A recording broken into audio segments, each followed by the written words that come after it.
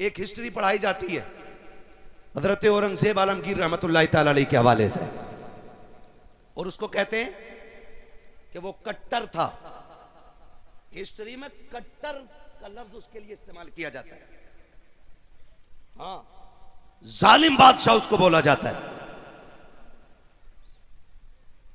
नौजवानों, हमारी हिस्ट्री बदल के हमें पढ़ाई जा रही है।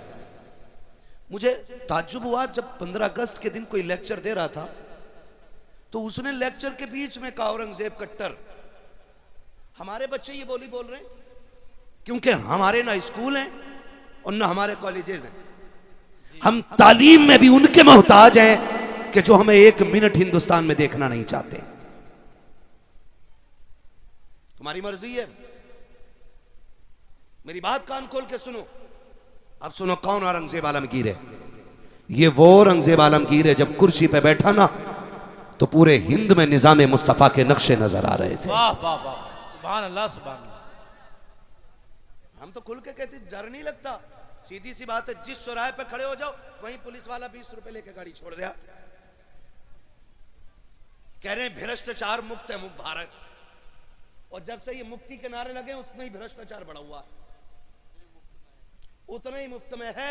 जिन पुलिस वालों को टेम्पो नसीब नहीं होते थे आज स्कॉर्पियो में चल रहे हैं।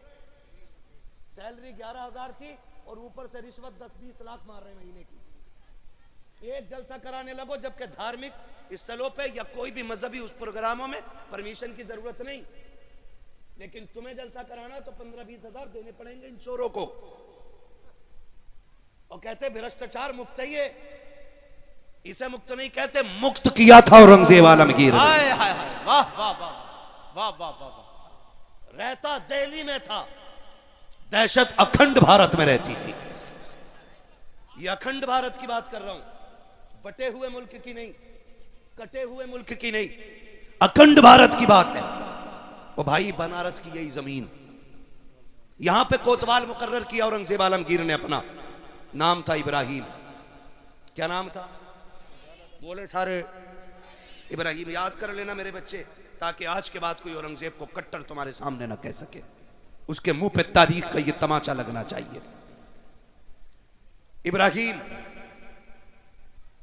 इब्राहिम की आदत थी रोज सुबह टहलने की। जी भाई तवज्जो है यार, अगर थोड़ा माहौल साजगार हो तो बोलूं मैं, वरना मेरा टाइम पूरा हो गया है। मुझे मालूम है कि आप एक दूसरे का सर देख के ही तसल्ली हासिल कर लो भाई, मेरा मुंह नहीं भी दिख पा रहा है तो तवज्जो है ना सारे लोगों की। इब्राहिम को मुकर्रर किया कोतवाल। इब्राहिम की आदत थी रोज सुबह टहलने जाता। एक दिन टहल के आ रहा था गंगा किनारे, तो गंगा स्नान के बाद एक पंडित की बेटी गंगा स्नान करके वापस आ रही थी। पंडित बूढ़ा खुसट आदमी है ना। कुछ लोग जो है ना अजीब तबीयत के होते हैं, बुढ़ापा आ जाता है लेकिन गैरत नहीं आती है। तो उसकी नजर उस पर पड़ गई। उसने बुलाया अपने कारिंदों को, पूछा ये लड़की कौन थी, पता करो। पता किया गया तो वो एक पंडित की बेटी। उसने कहा हुजूर वो तो पंडित की बेटी है। कहा तो क्या हुआ, यहाँ हाकिम तो हम है ना, यहाँ हमारी हुकूमत है, यहाँ हमारा सिक्का चलता है। खबर भेज दो, हमें उसकी बेटी चाहिए। खबर गई। पंडित, बेटी बेटी होती है। बाप था उदास हो गया कि मेरी बेटी पे एक मुस्लिम की नीयत खराब हो गई। घर आके सुस्त बैठ गया, हर दिन के बराबर खाना नहीं खाया। बच्ची पूछ बैठी अब्बा हुआ क्या है। कहा बेटी कोतवाल का पैगाम आया है, उसकी नजर तुम पे पड़ गई है, वो तुम्हें अपने महल में चाहता है। तो बच्ची ने कहा ठीक है अब्बा जाओ। परेशान क्यों हो? कहा मेरा जी चाहता बेटी, क्या किया जाए? अगर नहीं मानते तो वो सबको कत्ल कर देगा, और मान लेते हैं तो इज्जत चली जाएगी। उसने कहा भाई काम करें, जल्दी करें, कोतवाल से जाके कहें कि एक बेटी है, ऐसे ही तो नहीं भेजी जा सकती, थोड़ा सा सोचने का मौका दिया जाए, थोड़ा सा वक्त ले लें, फिर कोई रास्ता निकल आएगा। बच्ची के कहने पे बाप गया, इजाजत ले ली, वक्त मिल गया थोड़ा सा, बाप फिर आ गया, बेटी वक्त गुजर रहा है, मैं महीने भर का टाइम ले चुका हूं, अब क्या होगा? बच्ची कहती रुको ना, वक्त ये भी पूरा हो चला। उसने फिर कहा बजा के कहो बेटी को रुखसत करना है ना, दुल्हन बना के भेजूंगा, इकलौती बेटी है, कुछ मेरे भी अरमान है, थोड़े से दिन और बढ़ा दे। कहा बेटी अब कितने, 8 दिन और बढ़वा लो। 8 दिन और बढ़वा लो। कहा ठीक है। बच्ची ने कहा, वो गया, कहा बेटी 8 दिन का वक्त मिल गया, अब क्या किया जाएगा? बच्ची कहती है अब्बा एक काम करो, एक शहजादे वाला मुगल शहजादे का जोड़ा ला दो और एक तेज रफ्तार घोड़ा ला दो। बच्ची ने कहा बेटी क्या करोगे? बाप ने कहा बेटी क्या करोगी? कहा अब्बा जी ये ना पूछो, जब आ जाऊंगी तो बता दूंगी। मैं जा रही हूँ, परेशान ना होना, इंतजार ना करना, मैं जाऊंगी काम करके आऊंगी। बच्ची ने बाप से इजाजत ली। मुख्तसर तेजी से बयान कर रहा हूं मैं। बैठी घोड़े पे, सफर सीधा दिल्ली का किया और दिल्ली सफर करके पहुंची। जब पहुंची तो उस वक्त जुमे का दिन, जुमे का सूरज शुरू हो रहा था। पता किया जा करके कि बादशाह औरंगजेब आलमगीर कहां मिलेंगे। जब इतना पूछा, किसी ने कहा शहजादे वो जुमे की नमाज के बाद दिल्ली से जब निकलते हैं ना मस्जिद से, तो वो जो सवाली होते हैं जरूरतमंद, वो पैरियों पे खड़े हो जाते, वो सबकी फरियादें सुनते हुए उतरते। बच्ची ने कहा ठीक है। नमाज के लिए लोग गए और बच्ची भी जाके वही जरूरतमंदों की लाइन में लग गई। हैरत की होगी आपको, आज बेटियों की इज्जत महफूज नहीं है। जो मुक्त कहते हैं भारत को, कौम का बेड़ा गर्क कर रखा है। मुल्क में कितनी बेटियों की आबरू लूटी जा रही है, कोई हिसाब नहीं है।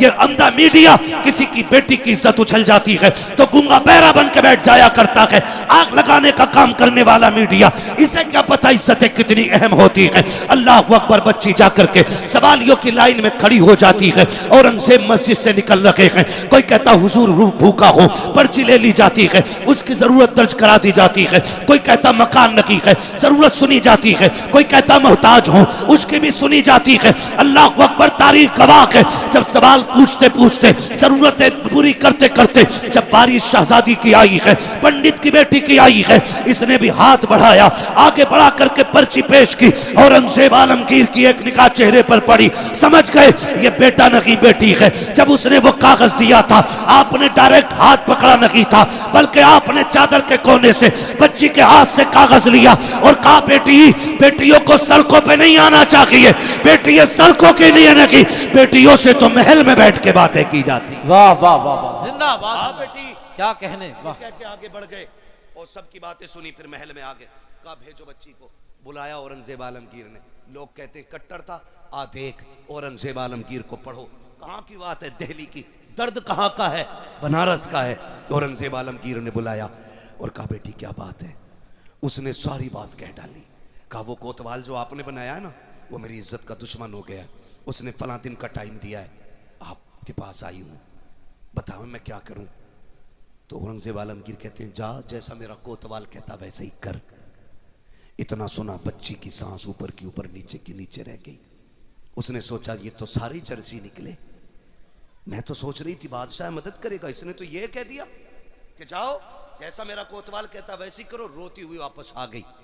जब रोती हुई वापस आई, बाप ने पूछा क्या हुआ बेटी, कहाँ गई थी? कहा बादशाह के पास। कहा उम्मीद जागी? कहा उसने कह दिया है कि जैसा मेरा कोतवाल कहता वैसे ही करो। तो पंडित कहता बेटी फिर अब तो कोई रास्ता नहीं, काम करें, सारे डूब के मर जाते। उसने कहा ना अब्बा ऐसी भी क्या जल्दी है? कहा क्यों? कहा सुनो, जैसा कोतवाल कहता वैसे ही करो, मुझसे बादशाह ने जो कहा मैं वही करूंगी। पंडित कहता बेटी इज्जत चली जाएगी। उसने कहा अब्बा उम्मीद है अभी। कहा वो क्या मदद करेगा जिसने कोतवाल की मर्जी के मुताबिक तुझे सजने के लिए कह दिया? बच्ची ने कहा था अब्बा जब मैं उसके पास थी ना, उसने 3 बार मुझे बेटी कह के आवाज दी थी, और मैं जानती हूं जब मुसलमान किसी को बेटी कह देता है ना, फिर उसकी इज्जतें लुटने नहीं देता है। कापा इंतजार किया जाएगा। फिर वो दिन भी आ गया जिस दिन की मोहलत कोतवाल को मिली, कोतवाल ने दी थी। डोली आ गई, बेटी सज के जब बैठी ना डोली में पंडित की, और डोली उठ करके बादशाह के दरवाजे पर, कोतवाल के दरवाजे पे आई है। तारीख का ये बाप जरा सुनिए तो सही। जब कोतवाल के दरवाजे पे डोली आई है, कहा दुल्हन अभी अंदर नहीं आएगी। कहा किस लिए? कहा आज मैं खुश हूं, आज मैं इसका सदका उतारना चाहता हूं। उसने सिक्के सोने के मंगाए, एक बड़ा थाल लिया, लेकर के खड़ा हुआ और मुट्ठी भर भर के फकीरों में लुटा रहा था। लुटाता रहा, लुटाता रहा, लोग लूटते रखे, लूटते रखे। आखिर उसी भीड़ से एक पोसीदा लिबास में, फटी चादर में एक फकीर निकला। उसने भी आकर के आगे हाथ बढ़ा दिया। कोतवाल कोतवाल से कहा मुझे भी भीख दी जाए। उसने कहा अंधा है, इतने सिक्के नीचे पड़े गए कि उठाने वाले कम पड़ गए हैं, तू अनोखा भिखारी है, तेरे हाथ में भीख दी जाए। उसने कहा था सुन कोतवाल, मैं फेंका हुआ पैसा नहीं लेता, मैं गिरा हुआ नहीं उठाता हूँ, अगर देना है तो हाथ में दे। उसने कहा बड़ा सिद्दीक है, अगर कोई और दिन होता तेरा सर कलम कर देता, आज मेरी खुशी का दिन है, लाओ ताल आगे लाओ। उसने मुट्ठी भरी सिक्कों की जैसी फकीर के हाथ पे रखी है, फकीर ने कलाई थामी और जब चादर उतार के फेंकी है, हैरत हो रही थी, चादर में फकीर नहीं था बल्कि औरंगजेब आलमगीर आ गए थे। आने के बाद आपने कहा था तुझे क्या लगता है मैं दिल्ली में हूँ, तू बनारस में है, तू जो चाहे कर लेगा, तुझे नहीं पता है हम किसी भी कुर्सी पे बैठे हमें खुदा का डर रहता है। तो गाती बुलवाए गए और उसी मैदान के अंदर पीठ से कोतवाल को चीरा गया। ऐलान किया गया था कि जो किसी भी बेटी के साथ अत्याचार करेगा उसको बख्शा नहीं जाएगा। मैं पूछना चाहता हूँ कट्टर कहने वालों, जब हम सल्तनत में थे हमारे हाथ में मुल्क का निजाम था, हमने तुम्हारी बेटियों की आबरू बचाई थी। आज तुम्हारे हाथ में निजाम है, हमारी बेटियों की इज्जत महफूज क्यों नहीं है? तारीख गवाह है, देखो तो सही हुक्मरान किसे कहते हैं। औरंगजेब आलमगीर ने कहा था अब शाम से डोली उठाओ और इसके दरवाजे पे लेकर चलो। जब दरवाजे पे लेकर के गए, बच्ची डोली से निकली है, औरंगजेब आलमगीर भी घर में आए हैं। पहला जुमला कहा था बेटी प्यास लगी है, जल्दी से पानी पिला दे। कहा इतनी प्यास है? कहा हाँ बेटी, जब से तूने दर्द बयान किया है मैंने कसम खाई थी जब तक इस बेटी के साथ इंसाफ नहीं कर दूंगा एक घूंट पानी का हलक से उतारना मुझ पे हराम रहे। नारे तकबीर, नारे रिसालत, उर्से कंबल पोश, मसलके आला हजरत हजरत मुफ्ती हम्माद रजा साहिब किबला। वाह वाह वाह वाह वाह वाह, भाई ये निजाम है इस्लाम, क्या बात है मुफ्ती साहब, वाह निजाम वाह है वाह, इस्लाम। वाह वाह वाह, हाँ, औरंगजेब आलमगीर ने बताया था कि बेटी बेटी होती है, चाहे काफिर की बेटी हो चाहे मुसलमान की बेटी हो। वाह ये है निजाम इस्लाम का। वाह वाह, ये है हातिम ताई की पोती मेरे महबूब की बारगाह में लाई गई। सर पे चादर नहीं थी, हुजूर ने नंगे सर देखा चादर दे दी, हाय हाय, गर्दन अदब से झुक गई। सहाबा ने कहा हुजूर ये दुश्मन की बेटी है। फरमाने लगे चुप हो जा, बेटी बेटी होती है, चाहे काफिर की बेटी हो चाहे मुसलमान की बेटी हो। वाह वाह, ये निजाम है इस्लाम का, क्या बात है। इसे इस्लाम कहते हैं। आपसे मेरी गुजारिश है किसी की बेटी को तख्त में बैठा के नचाना मत नचाना, किसी की बेटी को बैठा करके तालियां ना बजाना। आज तू किसी की बेटी पे तालियां बजा, उस वक्त तक अल्लाह मौत नहीं देगा जब तक तेरी बेटी पे दुनिया तालियां नहीं बजा लेगी। वाह, ये याद रखना आप लोग भी, जरा सी जहनी चस्कों के लिए और याशी के लिए किसी की इज्जत से भी खेल जाते हैं।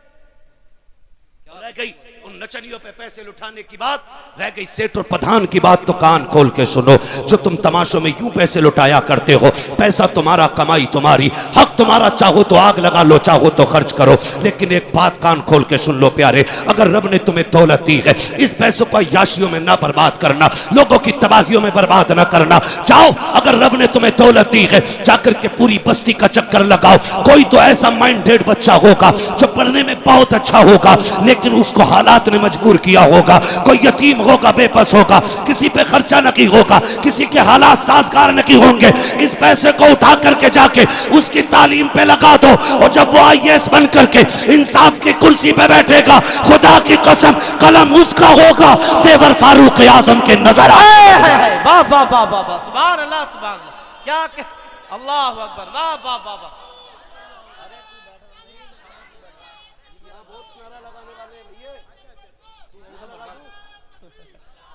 वाह वाह वाह, ये पैसा नाजायज नहीं लगाना है। वाह वाह, हम अब इस पैसे को अपनी कौम की तालीम और तामीर पे लगाएंगे। क्या पैगाम मुफ्ती साहब, वाह वाह वाह वाह, दुनिया रो रही है, उसकी भाग गई, उसकी भाग गई, वो लक्ष्मण के साथ भाग गई, वो फना के साथ भाग गई, वो फना के साथ भाग गई। भाई ये रोना क्यों पड़ रहा है पता है?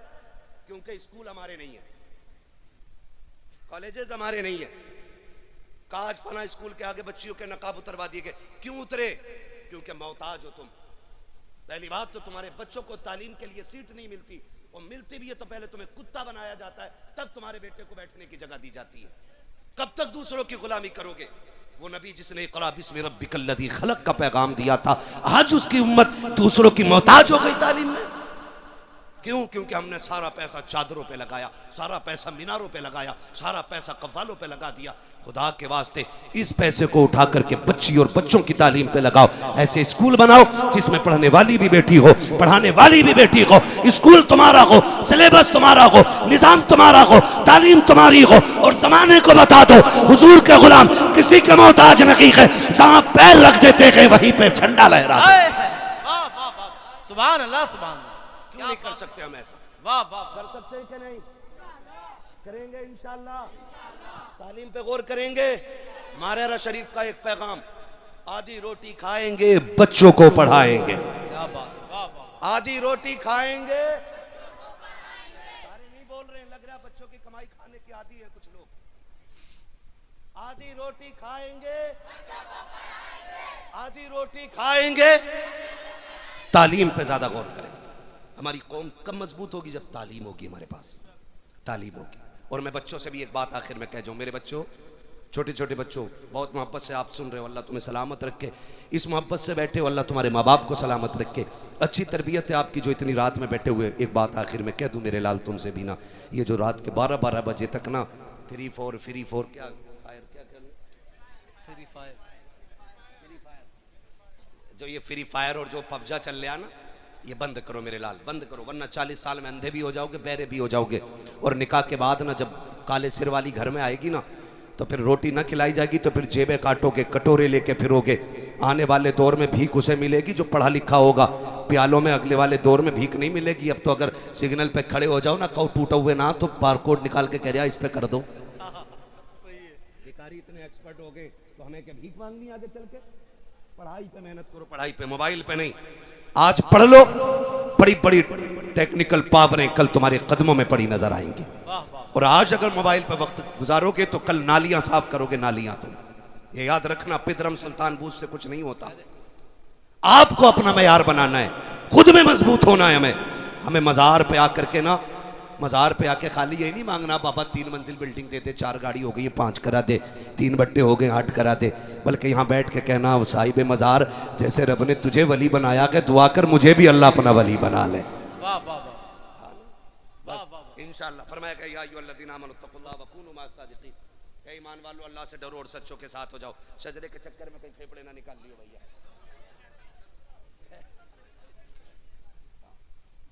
मसला ऐसा है, मौलवी सिंगल पिस्टन का आदमी है, दिख रहा होगा।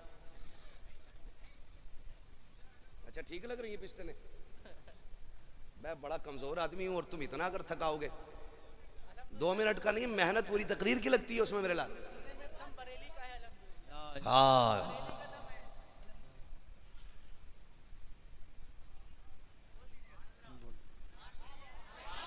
सुभान अल्लाह सुभान,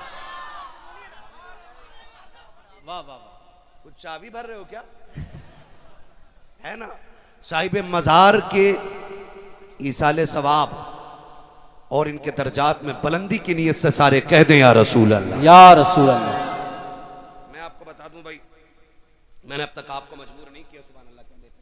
मेरी बात थी, मैं कह गया और ये सोच के कह गया, अल्लाह करे तुम्हारी समझ में बातें आ जाए, ठीक है ना। मैं इसलिए कह गया इन बातों को। तो अब मैं आखिर में, मुझसे कह रहे हैं शजरा पढ़ा जाए, तो भाई ये सुन लो, जब मेरा हाथ का इशारा हो ना, तो समझ लेना मौलवी सांस लेना चाह रहे। सीधी बात है भाई, सच्ची बात रखो, मौलवी सांस लेना चाह रहा है। सांस इसलिए लेगा, जब आप सुभान अल्लाह कहोगे उस बीच में हम हाथ मार देंगे और सांस ले लेंगे। कहीं ऐसा ना हो अल्लाह हम हाथ हिलाते रह जाओ, तुम बोल रही ना, मौलवी सांस लेना भूल जाए, फिर छुट्टी नहीं होगा ना। साथ देंगे इंशाल्लाह, बोले जरा सुभान अल्लाह, सुभान अल्लाह सुभान। आगे वाले मत बोलना, जो जन्नतुल बकी से इधर बैठे ना वो चुप रहे, जो जन्नतुल बकी में बैठे वो बोल दे जरा सुभान अल्लाह। अरे बे तुम जन्नतुल माला में हो, तुम चुप रहो। मैं उनसे कह रहा हूं जो जाली के उस पार वाले लोग हैं, बोल दे जरा सुभान अल्लाह, सुभान अल्लाह सुभान। नहीं ठीक है, मसले पे अमल कर रहे हैं, अल्लाह घर में जोर से नहीं बोलना चाहिए, ठीक है। तस्वीर ले लो हाथ में, फिर कतई मत बोलिए। पहले बताओ अमल करोगे इंशाल्लाह जो बातें मैंने कही है? ये इनमें तमाशा वाली महफिलों में तो नहीं जाओगे? नहीं जाओगे ना? नहीं जाओगे ना इंशाल्लाह? हम मज़ार तक जाएंगे, हमारा मामला मज़ार और मज़ार वाले से है, ठीक है ना। चरसियों, गुंडों, आवारा लफंगों से